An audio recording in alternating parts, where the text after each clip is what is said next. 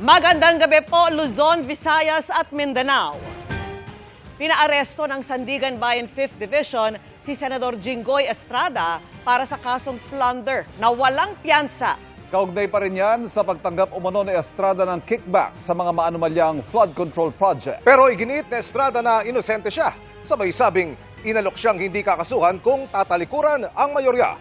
Nakatutok live si Maki Pulido. Maki.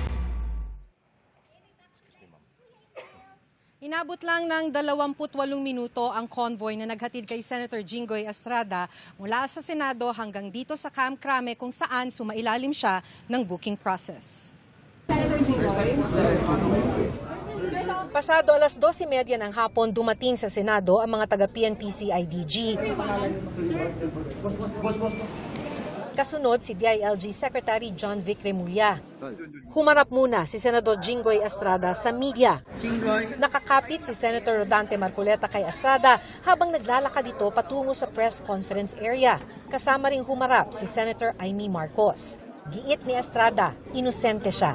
Paano raw masasabing nagpasok siya ng budget para sa mga maanumalyang flood control project, gayong mismong Senate Legislative Budget Research and Monitoring Office walang may pakitang dokumento na nag-insert siya sa 2025 national budget. Wala po akong kinalaman dyan. Ngayon ko lang po isa sa publiko ito. Maraming beses po ako inalok na talikuran ang independent majority block kapalit ang pagbabasura sa aking kaso. Ngunit, hindi ko po ito tinanggap.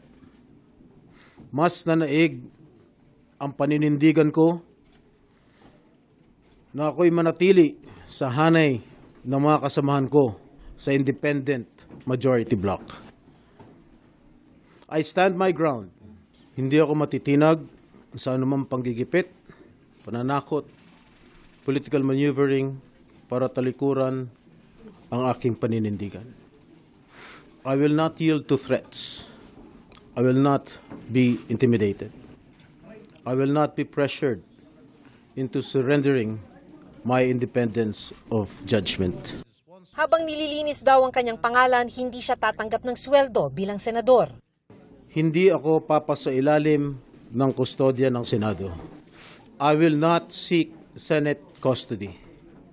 Hindi ko gagamitin ang Senado bilang panangga laban sa mga aligasyon sa akin. Nakahanda akong ipagtanggol ang aking sarili sa hukuman at hindi ako magtatago sa likod ng institusyong ito upang umiwas sa proseso. Pagkatapos ng kanyang pahayag sa media, pinagitnaan na si Estrada ni DILG Secretary John Vic Remulla at mga opisyal ng PNP-CIDG para ihain ang warrant of arrest na inisyu ng Sandigan Bayan 5th Division. Habang naglalakad palabas ng Senado si Estrada, inaayos naman ng convoy na maghahatid sa kanya sa PNP-CIDG sa Camp Crame.